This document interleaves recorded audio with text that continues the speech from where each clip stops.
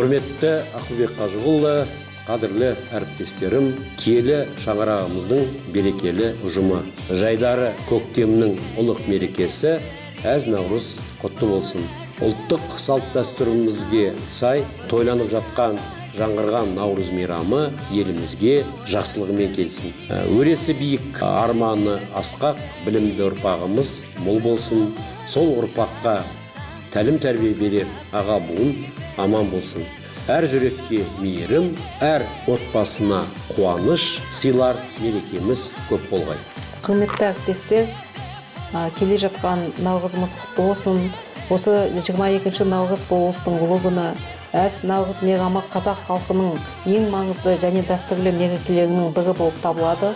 Сондықтан сіздерге тілейтін осы ұлы күні болған соң сіздерге келешекте денсаулықтарыңыз мықты болып, осы біздің университетте жақсы жетістікке жетіп, жақсы көп бізде жобалар болсын, ғылыми жобалар, біздің студенттеріміз көп болсын.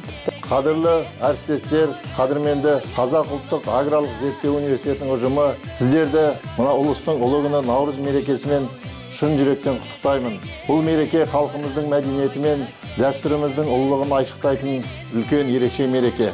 Наурыз мерекесі әр шаңыраққа бейбітшілік, тыныштық, ынтымақ сыйласын. Сіздерге және сіздердің жанұяларыңызға денсаулық, бақыт, береке, бірлік, ынтымақ тілеймін. Ақ мол болсын, ұлыс оң болсын.